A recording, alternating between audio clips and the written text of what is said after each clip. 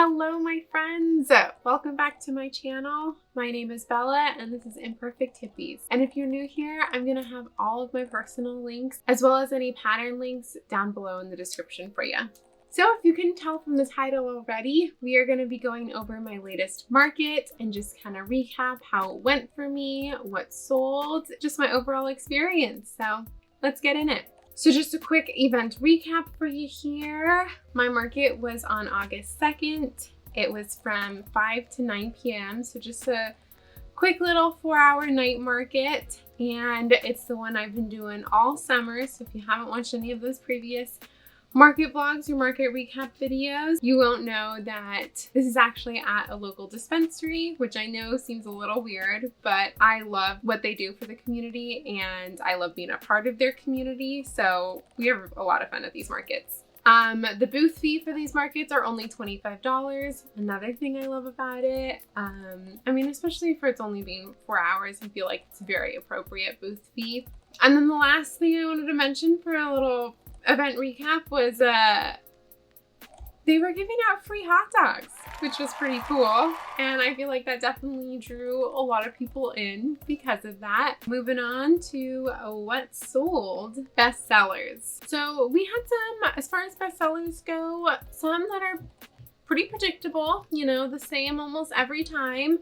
And then some that were a little shocking. So let me share. I mentioned in a previous video before how my Leggy froggies weren't really doing it for a while. I don't know why. Other people's Leggy froggies do a great job. People weren't interested. I don't know if maybe the one thing I can guess is maybe they were getting glanced over because I had a lot on my table. That might have something to do with it, but I sold 5 of my Leggy froggies and I sold those for $10 each. Next up for bestsellers, my Loaf Cats. I feel like these have become almost everybody's bestsellers at this point. I mean, they just do so well for markets. People are obsessed. There's a lot of cat people out there, myself included. So you see a cute cat, anything, but especially a cat plushie, and then it kind of resembles your cat.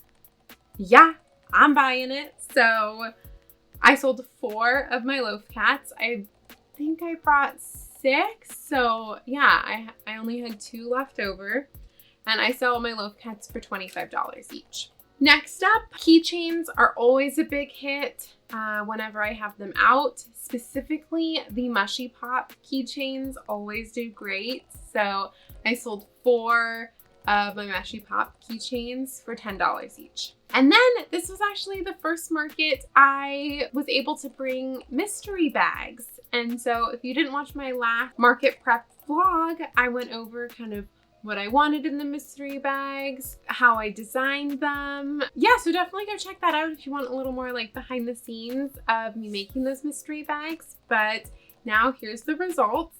They did great, actually.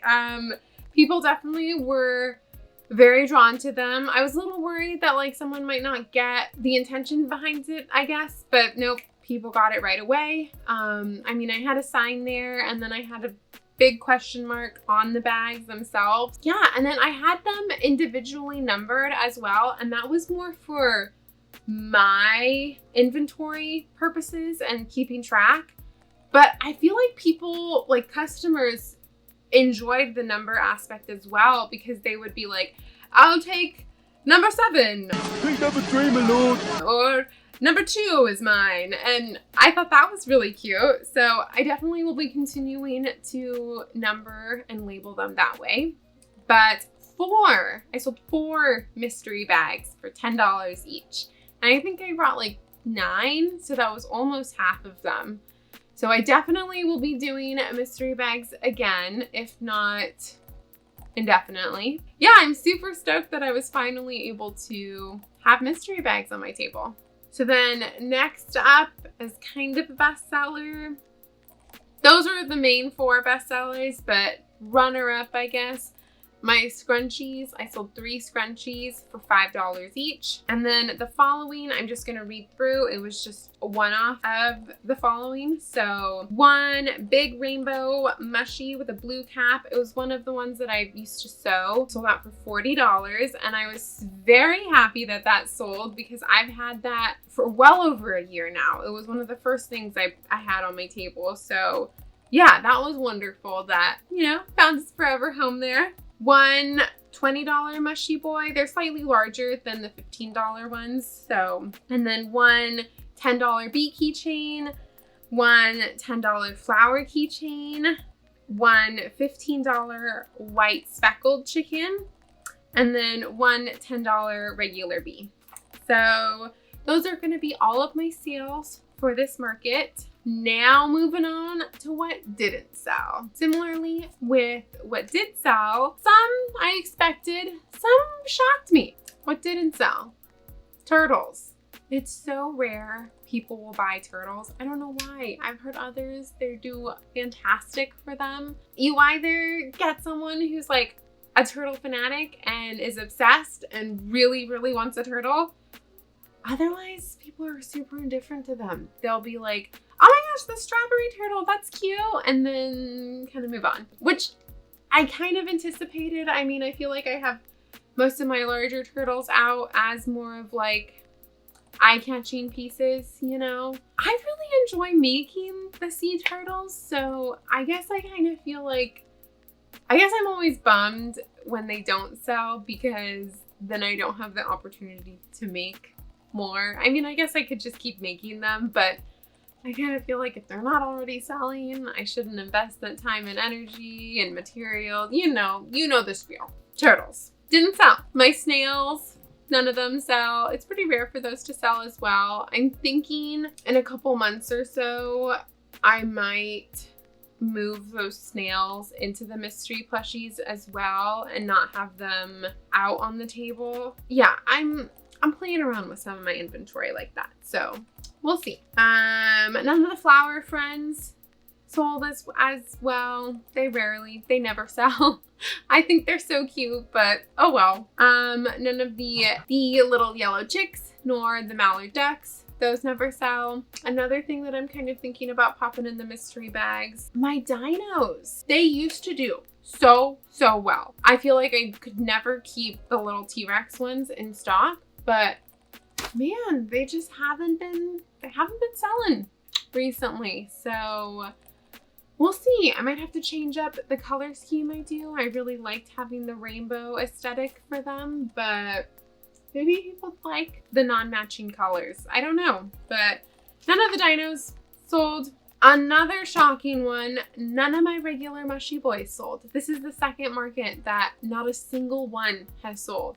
Which, I'm gonna be honest, I'm okay with that this time because I think I shared in my last market recap video with y'all, but I am doing a pretty large market in late September. It's a mushroom festival, so I'm very excited for that. But now with Mushie boys not really selling at my regular markets, the less inventory I need to make for the mushroom festival one. You see? So I'm okay that the Mushie boys haven't been selling.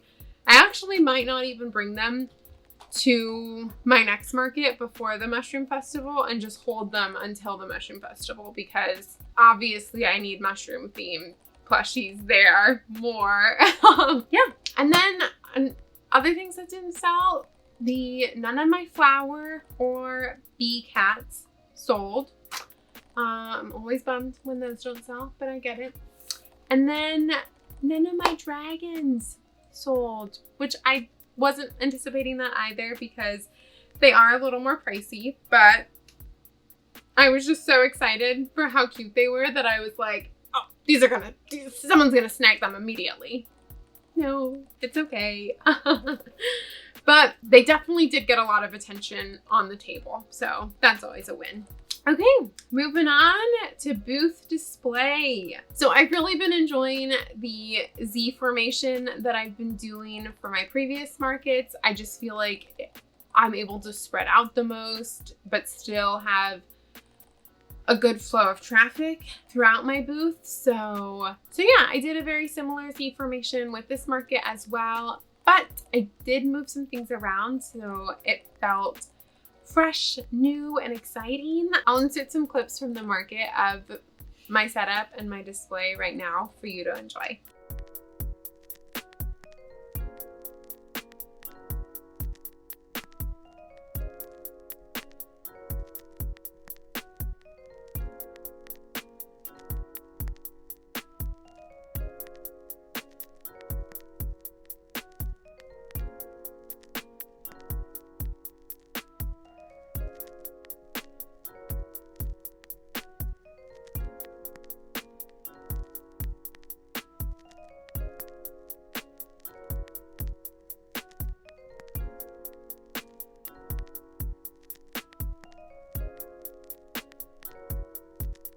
Welcome back. I hope you enjoyed the visuals of my setup and you got some inspiration for yours. But yeah, I was able to kind of consolidate and bring less display items, which I always feel so torn. I really love having a more elaborate display and having things in baskets or shelves or kind of propped up somehow.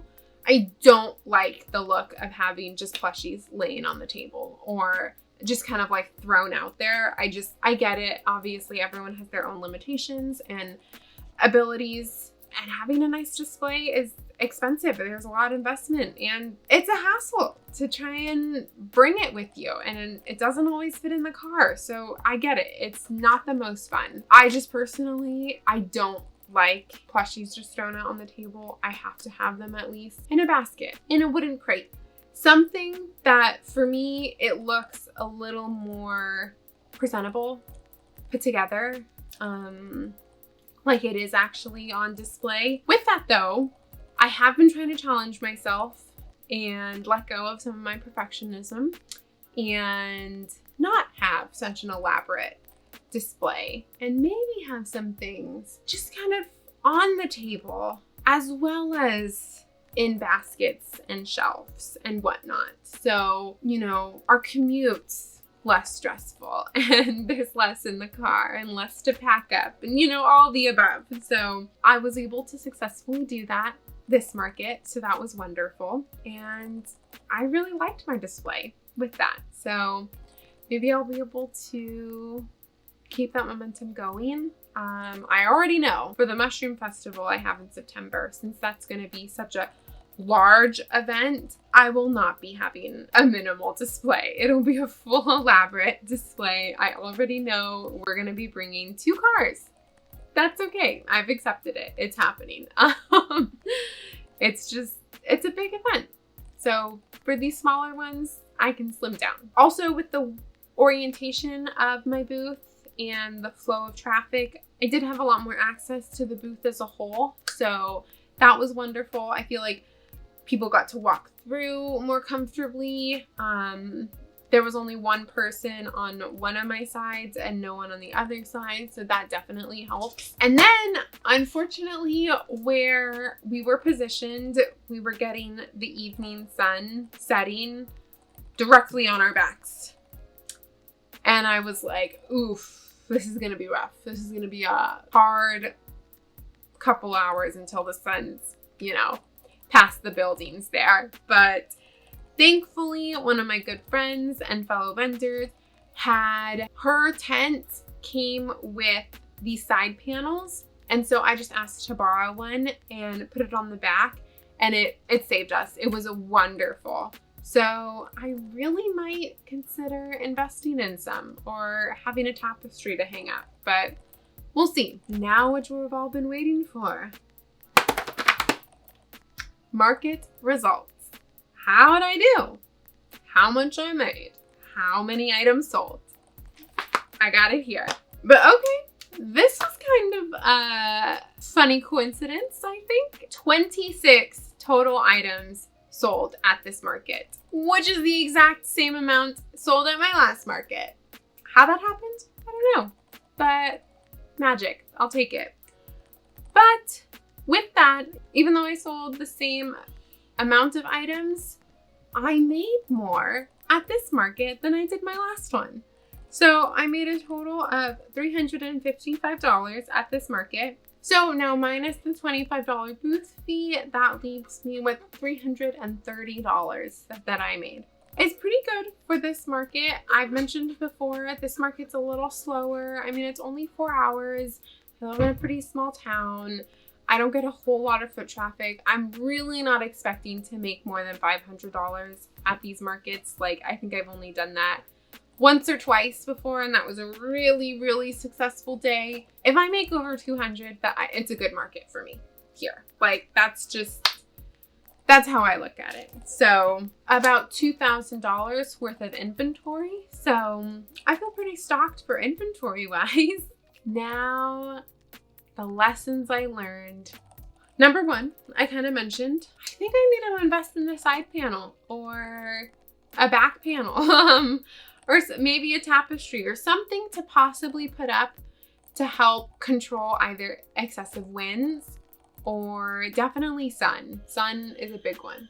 So yes, I definitely think it would be a smart move to invest in something to help block out some sun, especially if I'm doing some evening markets like this. It's just that afternoon, evening setting sun can be really intense sometimes. So I was very grateful for my friend letting me borrow one of her side panels.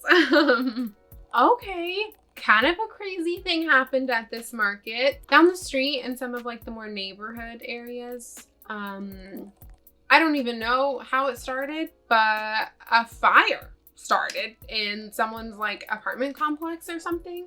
And it was a fire. It was a fire. And so all of a sudden I have these two people in my booth and we're chatting. One of the girls wants to buy a Loaf Cat. Another one's looking at my keychains. You know, we're just having a good time, chatting it up. And then I'm just kind of like, oh, what's that haziness over there? Like, do you guys see that? Is that just me? And then we kind of like step out because again, I have my back panels kind of blocking the street view behind us there. And we kind of both step out and look, and sure enough, down the street further, there's a huge billowing of black smoke in the sky. And we were like, holy heck, okay, there's a fire. There's a legit fire down there. That was a little scary. Thankfully, the firemen came and were able to put it out relatively soon, but there definitely was a lot of ash that blew over. So that was very unfortunate. I mean, I feel like this is one of those instances where how can you prepare for this? How can we predict that this is gonna happen? I guess maybe moving forward, I might bring a mask just in case where I have a market. If the air quality is gonna be really bad, at least I'm not breathing in ash and smoke. But yeah, and then I also was kind of worried about like ash getting all over my plushies and such. So I don't know, bringing like a tarp to cover this. Again, this is all like extreme scenarios, but if we're looking to be the utmost prepared for any event, maybe it's worth considering. I don't know. That was just the first kind of like major catastrophe I've witnessed at a market. So some other things that I learned at this market: people love mystery bags. People love mystery anything, not knowing what you're getting and kind of having the gamble. Like, people were into that, way more willing to like buy that than pick something out on the table. And with that moves me to my next point, is that I think people like less options. I think I had so many options and varieties on my table because I felt like I wanted to appease everyone and have something for anyone who would approach my table. And I think in theory that can be successful. I think overall people feel very overwhelmed and in a way intimidated approaching a booth or a table like that, and just feeling like, oh my gosh, there's too much to look at here. And then I think that they just end up missing a large portion of it, or they just don't want to buy anything because they're like, there's too many cute things. I can't even decide. I just need to leave. And I think I would miss out on sales because of that. And so I think having the mystery bags kind of helped alleviate that as well, because people like less options. The last lesson I learned that I wanted to touch on and share with you, which feels so silly and so ridiculous, but bring a jacket. I know. What? It's August. What am I talking about? Especially because my previous market was so excruciatingly hot. And this market, I think it wasn't going to be as hot as the last one, but I think it was still going to be like in the 90s or something during the day. And so I was like, I'm fine. I don't need a jacket. I got shorts on. I got a t-shirt. We're fine. I should have known better. Once the sun sets, it's cold. And I'm always cold. So as someone who's always cold in general, I don't know why I didn't prepare.